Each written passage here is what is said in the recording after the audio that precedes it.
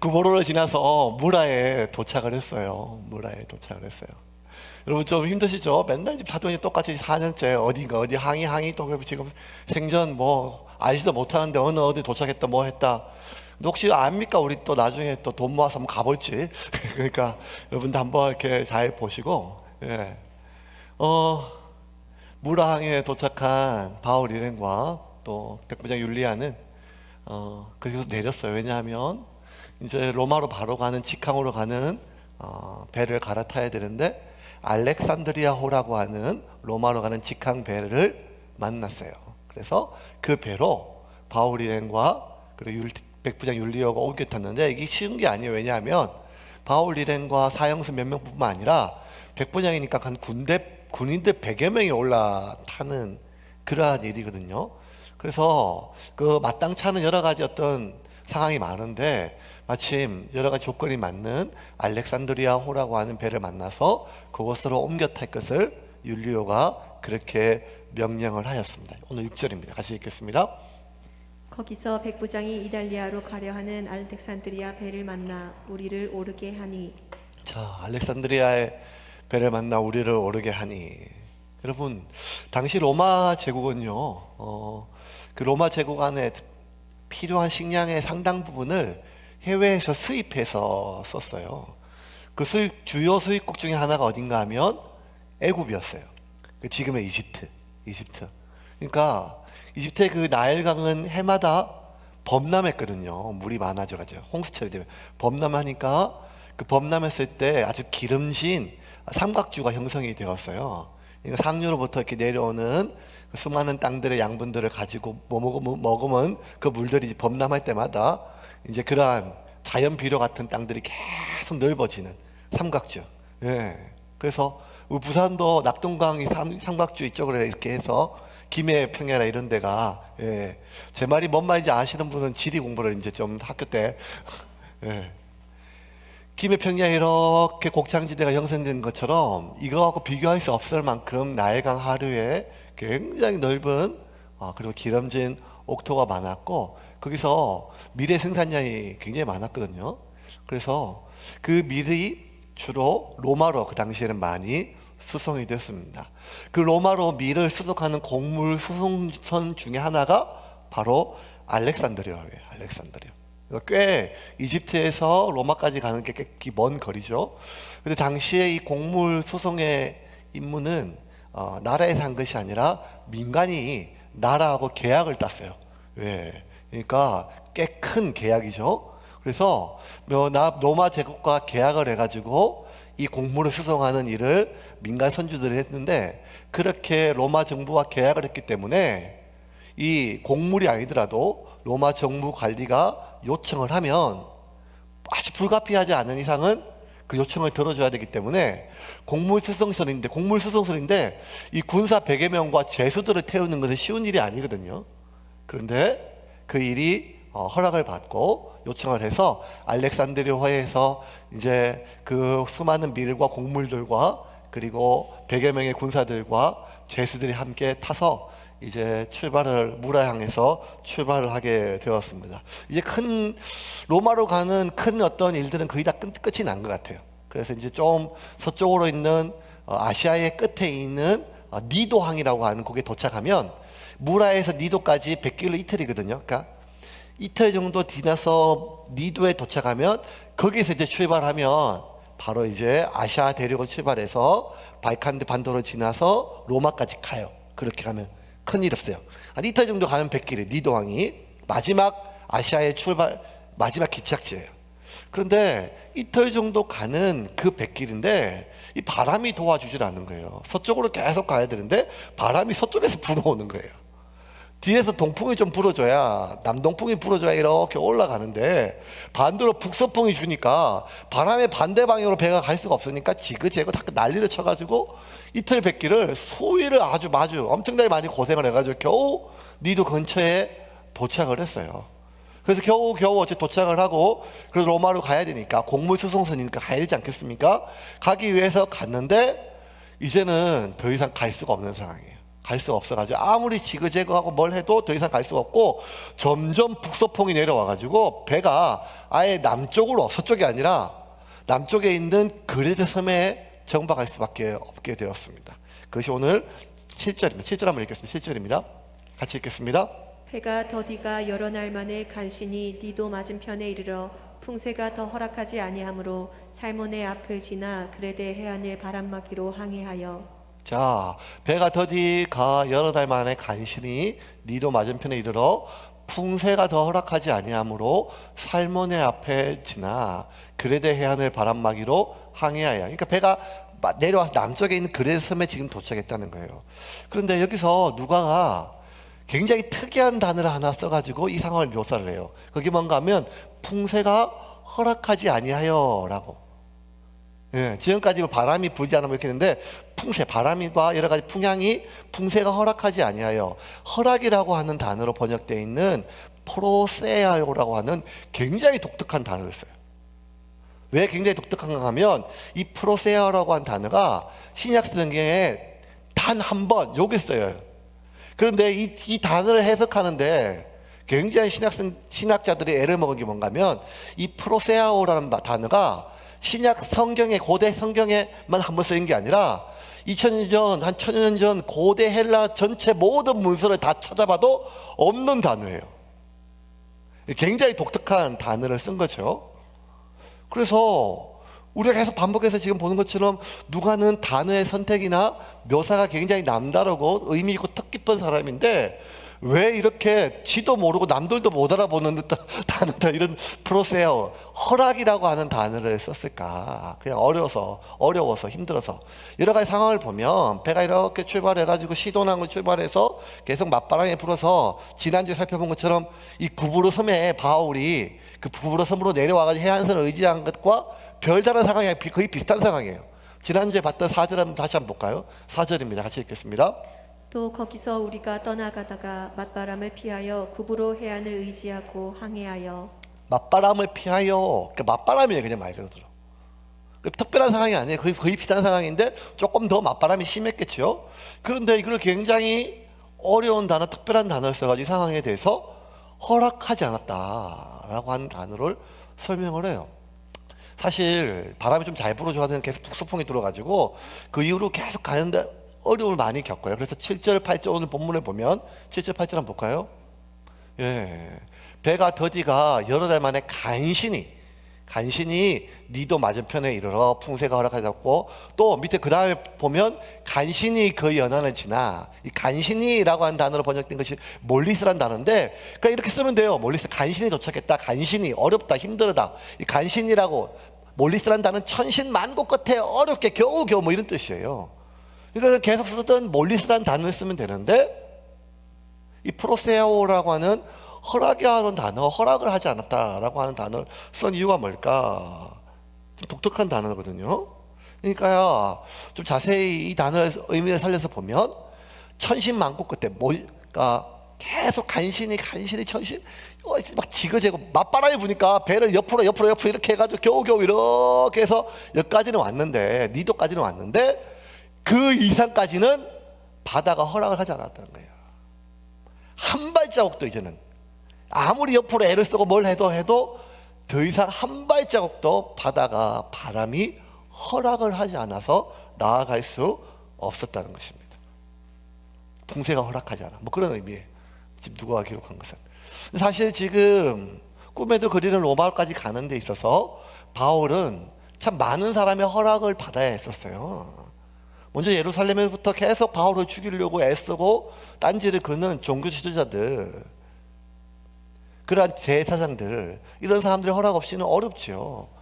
더군다나 또 총독들, 벨릭스나 베스도, 이 사람들 총서락을 지금 다 받았어요. 백부장들 허락을, 글라우디오 루시아 허락을 다 받았고, 그리고 심지어 가장 최고 권위자였던 벨릭스, 베스도, 그리고 아그리파 왕, 이 사람 모든 사람들도 결국 로마 황제의 허락 밑에 있는 사람이기 때문에 결국에 로마 황제의 허락까지 있어야 갈 수 있는 거거든요. 그러니까 이제는 사실 바울이 로마로 가는 데 있어서 현재 숨 쉬고 있는 사람이고 있는 모든 사람의 허락은 다 받은 거예요 지금. 이젠 더 이상 누구의 허락도 필요 없어요. 그러면 가면 되는 거예요. 오히려 그 허락이 있었기 때문에 아무리 공물수송선이고 무승선이고 간에 바울을 태워줘야 돼요. 모든 허락을 다 받았는데 이제는 사실은 바람이 맞고서 허락을 안 하는 거예요. 어릴 때 이제 뭐 되고 싶냐 이런 질문을 많이 듣죠. 학교나 어디 어른들이나 뭐 그렇게. 저도 형들도 그렇고 누나들도 그렇고 막내니까 또 부모님도 그렇고 뭐 될래 이렇게 하면, 그러면 이제 보통 부모님이 애들 보고 뭐 될래 이렇게 물어보면 뭐 하고 싶냐 하면 네 부모님이 하고 시키고 싶은 게 있어서 그래요. 그러니까 어느 학교 하고 싶냐 이렇게 물을 때는 뭐 살래 이렇게 옷 입을 때도 마찬가지, 뭐 할 때도 그렇고 처음부터 이거 입어 하면 되는데 뭐 입을래 꼭 얘기해 물어보고 꼭 이거 사라 하고. 그러니까 항상 그래요. 그러니까 물어보면 그러니까 막 뭐 그때는 그냥 우리 엄마가 뭘 좋아할까 우리 아버지가 뭘 좋아할까 묻다가 어떤 대답을 하면 제일 좋아하시는가 보면 어릴 때 제가 기억해 보니까 판사 된다 하면 되게 좋아하셨어요. 판사. 예. 아마 그냥 시골이니까 저희 어머님은 판사가 돈을 많이 번다고 생각하신 것 같아요. 그래서 어릴 때 저를 김판사 이렇게 불렀던 것 같아요. 지금 생각하면 어릴 때 뭐 되고 싶나 하면 그때마다 사람들 문 부를 때마다 뭐 의사 될래요, 예, 뭐 연예인 될래요, 뭐 선생님 될래요, 뭐 그리고 뭐 판사 될래요, 뭐 이렇게 대답했는 건데 그런 기억을 제가 떠올릴 때마다 자꾸 피식 웃어요. 왜냐하면 세상을 점점 이렇게 어릴 때부터 좀 살아보니까요, 세상이란 건 내가 하고 싶은 걸 하며 사는 인생이 아니라 할 수 있는 것을 하며 사는 인생이잖아요. 가고 싶은 학교가 가는 게 아니라 갈 수 있는 학교, 들어가고 싶은 직장이 아니라 들어갈 수 있는 직장에 갈 수밖에 없는 것이 인생이잖아요. 점점 그게 늘어갈 때를 이게 하고 싶은 게 아니라 할 수 있는 것밖에, 내가 만나고 싶은 사람이 아니라 만날 수 있는 사람이에요. 내가 하고 싶은 직업이 아니라 할 수 있는 직업, 그게 인생을 할 때마다 뼈저리게 느끼게 되지요. 가장 기본적인 의식주, 살고 싶은 집이 아니라 살 수 있는 집에 살 수밖에 없죠. 예. 어떤 집에 살죠? 우리 집이 아니라 은행 집에 사는 거죠. 먹고 싶은 걸 먹고 입고 싶은 걸 입는 게 아니라 사 먹을 수 있는 걸 먹고 사 입을 수 있는 것을 입고 살 수밖에 없는 것이 인생이란 것을 뼈저리게 느낄 때마다 실감하죠. 우리가 매일매일 살아가고 있는 이 세상은 결국 내가 하고 싶은 게 아니라 할 수 있는 것에 허락을 받아야 됩니다. 어릴 때는 그냥 부모님이 늘 허락을 받아야 되니까 나중에 커서 어른이 되면 이제는 내가 내 마음대로 내가 하고 싶은 거 하고 살 수 있을 줄 알고 그렇게 했는데, 이제 키도 크고 어른이 되다 보니까 의식주를 비롯한 모든 것이 내가 하고 싶은 것과 내가 할 수 있는 것 사이에 반드시 허락을 받아야 되더라. 돈의 허락을, 세상의 허락을, 상황의 허락을, 그리고 나의 밥줄을 쥐고 있는 사람의 허락을 받아야 할 수 있죠. 그런 것이 바로 내가 가장 기본적인 먹고 입고 하는 모든 것, 쉬고 하는 모든 것들은 결국 돈과 세상과 상황과 내 밥줄을 쥐고 있는 사람의 허락을 받아야만 내가 할 수 있는, 그것이 바로 내가 살아갈 이 세상인 것을 깨달았을 때 좀 서글퍼지고 좀 서러워지지 않습니까? 네. 개척한 지 이제 6년, 이제 만 6년 됐죠. 이제 5년 전에 6년째 됐죠. 사람들이 늘 물어요. 개척하니까 좋지? 좋다 그래요, 제가. 좋다 그래. 네. 그래서 부흥회가 좋냐, 뭐 예쁜 교회가 있어 좋냐, 이런 것도 얘기하지만 제가 항상 얘기해요. 내 위에 담임 목사가 없어 좋다. 예. 그런 걸 보면, 예. 세상은 내가 좋아하는 것이 있는 것도 천국이지만 내가 싫어하는 것이 없는 것도 천국일 수 있다. 그렇다고 내가 지금까지 모셨던 담임 목사가 다 힘들었다는 얘기만은 이게 또 이게 온라인으로 나가면 안 되는데 큰일 났대. 예. 예. 네. 지난주에 이제 어머님이 시골로 가셨어요. 다 나으셔가지고, 완전히 나으셔가지고, 다 가고 싶다고 아주 난리를 피우셔가지고, 그래서 조금 더 겨울 지나고 가라고 해도 안 되겠다고 그래서 모시다 드렸더니 시골 가니까요, 펄펄펄 날아다니세요. 표현이 좀 그렇지만 사람은 자기 나발이에 있어야. 여기서는 어디 길도 모르고 요 앞에 진짜 길 건너면 오는 이렇게 노인 대여케 센터를 누가 데려와야 되는데 벌써 가니까요. 저희들 보고 뭐 사줄까 묻고 어디 가고 뭐 온 동네 사람들 막 다 인사 받으시고, 그러니까 역시 자기 동네에 가셔가지고 얼마나 좋은지 모르겠어요. 저희 어머니만 좋은 게 아니라 집에 홀로 있는 저희 집사람도 참 좋아해요. 예. 그런 걸 보면 결국 우리가 내 마음대로 내가 결정하고 하고 싶은 대로 하고 누군가의 허락 없이 살고 싶은 욕망이 다 있죠. 그런데 어느 순간 살다 보면 점점 딸린 게 많아지고 책임이 많아지고 뭐가 많아지고 고난이 많아지고 또 누리는 게 많다 보면 이 점점 내 마음대로 할 수 있는 게 아무것도 없음을 느낄 때, 늘 누군가의 허락을 받고 허락 없이면 아무것도 안 된 걸 느낄 때, 참 이게 세상이 내가 이 나이 먹고도 아직도 내 마음대로 할 수 있는 게 아무것도 없네 라고 생각이 되면 참 슬프고 또 서러워지지요. 결국 TV에 나와 있는 사람 중에, 아니 내가 보는 눈앞에 TV든 뭐든 보면 진짜 자기 마음대로 하는 사람은, 누구도 허락 없이 마음대로 하는 사람은 나는 자연이라 나오는 그 사람밖에 없는 것 같아. 산속에 아무도 없는, 오직 산속이나 아니면 섬의 무인도에 가서 아무도 없으니까 누구도 허락도 필요 없겠죠. 진짜. 그래서 그런 나는 자연이다에 속한 그렇게 아무도 없는 오지나 산속이나 섬이 아니고서는 어쩌면 우리는 늘 누군가의 그 무엇에, 그리고 가장 크게 우리가 살아가는 세상에 가장 큰 힘을 가지고 있는 돈의 허락을 받아야 뭐든지 어쨌든 지금 살고 있는 집부터 먹고 입고 하는 모든 것들의 허락을 받게 돼야 살 수가 있는 거죠. 바울은 꿈에도 그리든 로마로 가게 되고 모든 허락을 다 받았어요. 예루살렘에 도착한 이후 정말 많은 사람의 허락을 겨우겨우 받아서 이제 로마로 출발하게 됐는데, 이 거지 같은 바람이 이제 허락을 안 하는 거예요. 생각지도 못했죠. 우리가 왜 이렇게 돈에 얽매이고 살아가는가 하면 뭐 다른 이유가 있겠어요? 돈을 막 떵떵거리고 누리고 살고 싶은 이런 생각보다 돈에 얽매이지 않고 손주들, 자식들 뭐 해주고 싶을 때 우리가 살고 싶은 집에 같이 뭐든지 어쨌든 입히고 먹이고 학교 공부시키고 어디 보내고 뭐 이런 마음이, 소소한 마음들이 우리에게 있죠. 왜? 다 돈이 필요하니까요. 아니 반대로 돈이 아니고서는 아무것도 할 수 없는 세상이라고 느껴지니까요. 실제로 그러니까요.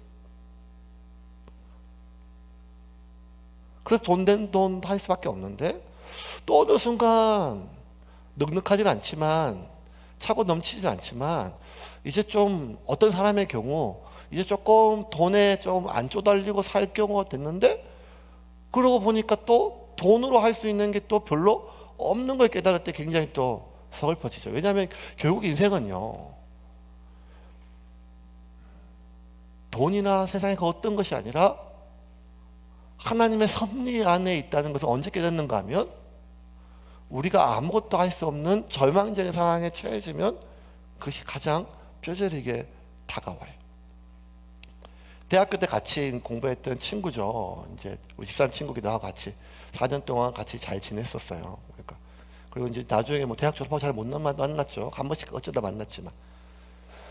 그런데 뭐 이렇게 시집을 잘 갔어요. 자매인데 집사람 친구고 저도 아는 친구고 시집 잘 갔죠. 이렇게 해서 돈도 잘 버는 남편 만나서 하고, 또 이 친구도 유치원 교사인데 또 잘해서 공부까지 하고 또 학위도 받고 괜찮은데, 어느 날 갑자기 작년에 암이라고 연락이 왔어요. 수술을 해가지고 안쪽 폐를 다 이렇게 드러낸 데 있었어요. 그리고 이제 그냥 뭐 그 과정이 힘들었겠죠. 그래서 이제 페이스북으로 계속 이제 그 항암 1차, 항암 2차, 항암 3일차 하면서 이제 그 과정들을 병상의 일기를 이제 올리는데, 그 병상의 일기를 읽다가 3일자 읽다가 가슴이 좀 먹먹해지더라고요. 남들 보라고 쓴 페이스북이니까요. 제가 그거 조금 읽어볼게요. 그 내용 그대로 제가 가져왔어요. 항암 3일, 나는 5번방 새댁이다. 세상의 새댁이라니. 처음에 누구를 부르나 했더니 나란다. 중2짜리 아이를 둔, 막내가 중2거든요. 중2짜리 아이를 둔 엄마는 여기서 새댁이란다. 대부분 장성한 자녀를 두신 50대 중후반에서 60대 초반의 언니들이라서 어제 늦게까지 7번 방 진주 아주머니 이야기를 들었다. 5년 전 처음 난소암 진단을 받을 때 죽음은 생각지도 않았다고 한다. 2년 뒤 뇌에 전이 되어 뇌 종양이 10개 이상 발견되어 수술도 어렵고 2달 넘기 힘들다는 이야기를 들었을 때도 이겨낼 수 있을 거라 생각했었다고 한다. 하지만 그 말을 들은 아저씨는 충격에 말 한마디 못 남기시고 2달 만에 돌아가셨다고 한다. 그리고 올해 다시 폐와 임파선 전이가 나타나 수술과 항암, 방사선 치료를 받고 있는 중이라고 한다. 여기선 7번 방 진주 아주머니 목소리가 제일 크다. 제일 아픈 분이기도 하다. 나는 진주 아주머니 이야기를 듣다가 눈물이 났다. 처음으로 죽을 수도 있겠구나 생각이 들어서 한 달을 울었다고 했다. 나는 아주머니 등을 쓰다듬는 것 외에는 할 수 있는 게 없었다. 나에게 와우나 울지 마라. 나는 잘 살았다. 있는 집에 시집가서 여유롭게 살았고 애들한테 치맛바람 일으키며 공부 원 없이 시켜주고 이제 둘 다 집 한 채씩 가지고 대기업 다니고 있으니 난 복이 많다. 이제 남은 건 삶을 잘 정리하는 것이라면서 웃으신다. 그래서 나에게 묻고 싶은 거 묻고 하고 싶은 거 하고 계획대로 되는 일 없으니까 아무 계획도 세우지 말고 그렇게 살라 한다. 나는 그냥 네 했다. 계획대로 되는 일 없으니까 아무 계획도 세우지 말고 먹고 싶은 거 먹고 하고 싶은 거 하고 그렇게 살라 했다. 나는 그냥 네 했다. 이 말을 마지막 구절인데 막 울컥하는 거예요. 예. 그러니까 막내 중2짜리 딸아이를 둔 이제 엄마가 이제 폐를 다 드러낼 정도면 이제 죽음을 생각하고 이제 병원에 갔다가 다시 이제 조금 하려고 한 여러 가지 많은 의미가 있겠죠. 계획이 얼마나 많았겠습니까? 애들 키우고 공부시키고 집장만 하고 은행비 다 갚고 그러면 이제 좀 하고 싶은 거 하고 뭐 이렇게 하려고 계획을 얼마나 뭐가 많이 태웠겠어요. 예. 근데 어느 순간 돌아보니까 제 친구뿐만 아니라 그 방 안에 있는 그 병동에 있는 함안병동에 있는 수많은 사람들이 모든 사람들의 그냥 결론은 아니지만 그냥 이렇게 들리는 것 같아요. 계획대로 되는 게 없으니까 그냥 먹고 싶은 거 먹고 하고 싶은 거 하고 그렇게 살아라. 막 살아란 말이 그런 뜻이 아니겠죠. 계획대로 되는 것이 뭐가 있겠습니까? 결국 내 코끝에 호흡도 내 마음대로 할 수 없는 게 인생이잖아요. 사람이 결국 어느 순간이 되면요. 작년에 대한민국뿐만 아니라 전 세계에서 가장 유명했던 영화는 대한민국의 영화 봉준호 감독의 기생충이라고 하는 영화예요. 그 기생충이라는 영화의 가장 유명한 대사가 뭔가 하면 아들아 너는 다 계획이 있구나 뭐 이런 대사. 그런데 영화의 결론 끝에 보면 그 영화에 하고 있던 영화에서조차 계획대로 되는 게 하나도 없어요.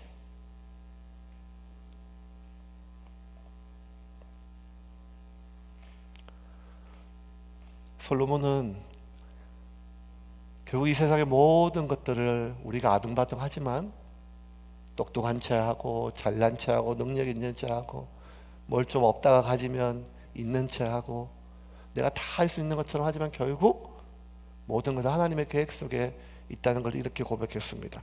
잠언 16장 9절 우리가 잘 아는 말씀이에요. 사람이 마음으로 자기의 자신의 길을 계획할지라도 그의 걸음을 인도하시는 이는 여호와시니라. 이제 말씀을 좀 정리하겠습니다.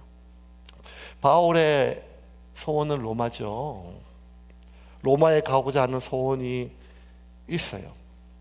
바울은 로마로에 갈 계획들을 다 잡아놨어요. 얼마나 기도를 많이 했겠어요? 헤롯 궁에 2년 정도 감금되어 있으니까 핸드폰도 없고 TV도 없으니 바울이 할 수 있는 것은 계속 기도하고 또 기도하는 것 아니겠습니까?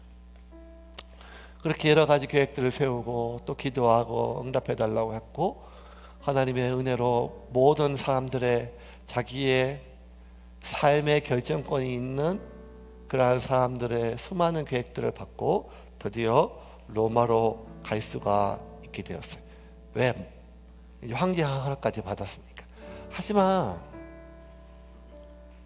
바울은 한 번도 이 일이 총독 벨릭스의 허락이나 베스토의 허락이나 백부장 글라우디의 루시아의 허락이나 제사장 아나니아의 허락에 달려있다고 생각하지 않았어요.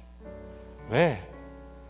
다메섹에서 예수님을 만난 이후 지금까지 20여 년 동안 그의 모든 삶은 이끌림이 닿는 삶이었고, 그 삶은 하나님께 전적으로 맡겨진 삶이었기에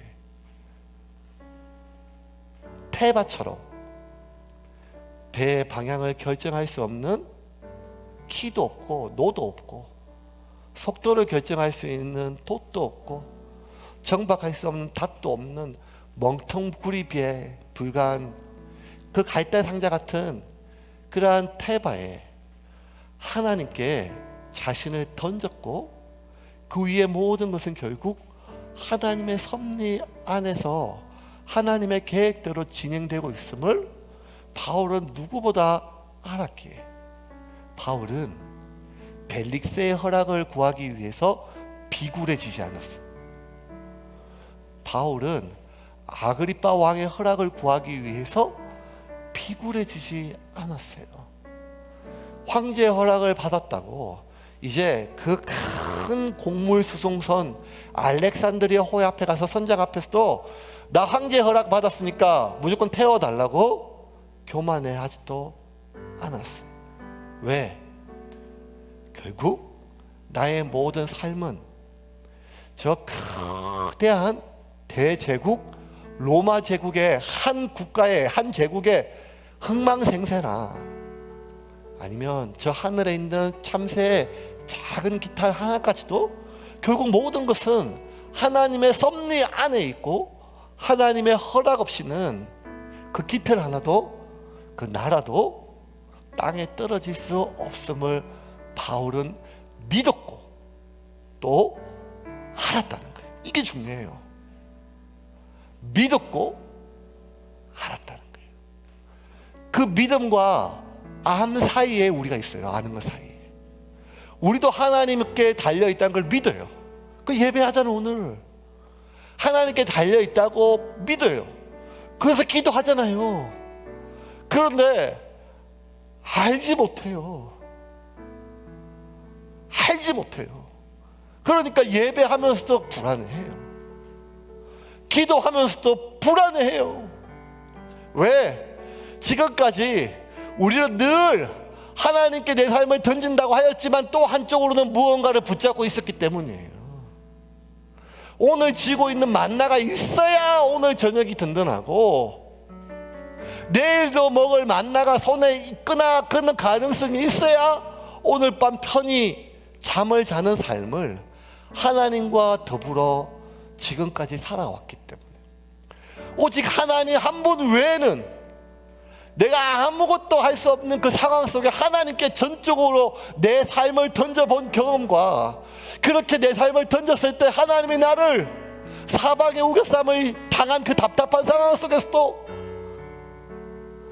끌어내어 살리시는 그 경험들이 내 삶에 쌓이지 않았기에 우리는 바울처럼 기도하고, 우리는 바울처럼 예배하고, 우리는 바울처럼 믿지만 바울처럼 알지 못하기에 우리는 예배하면서도 답답해하고, 기도하면서도 불안해하며, 하나님께 맡기면서도 두려워하는 연약한 존재로 살 수밖에 없는 것입니다. 세상에 어떤 사람이 가장 당당한 사람일까요? 내 위에 아무도 높은 사람이 없이 내가 가장 높이 있어서 그 누구 앞에도 비굴하게 고개를 숙이지 않아도, 그 누구한테도 아쉬운 소리 하지 않을 만큼 많은 것을 가지고 있기 때문에 내가 당당한 것이 아니라, 결국 대제국 로마의 황제라도 하나님의 허락이 아니고서는 아무것도 할 수 없음을 믿고 그렇게 살아가는 사람만이, 날마다 하나님께 내 자신을 던지고 하나님의 허락 안에서 살아가기를 결심한 사람만이 그 누구에게도 비굴해지지 않고 그 무엇에도 교만해지지 않는 하나님의 사람이 될 수 있음을 믿으시기를 바랍니다. 우리 그렇게 삽시다. 예수 믿기로 결정했으니까요. 예수를 안 믿으면 돈 보고 살아야죠. 예수 안 믿으면 집값 올라가고 뭐 이런 거 보고 살아야죠. 노후니까요. 근데 이제는 우리 예수 믿기를 결정하고 그렇게 예배하고 기도하며 살기를 결정하였으니, 이제는 그 누구의 허락이 아니라, 이번 계약의 허락이 아니라, 사람의 허락이 아니라, 상황의 허락이 아니라 하나님의 허락으로 세상이, 나의 삶이, 내 자녀가 그 삶이 움직이고 있음을 믿고 그렇게 살아가는 저와 여러분이 되기를 주님의 이름으로 축원합니다.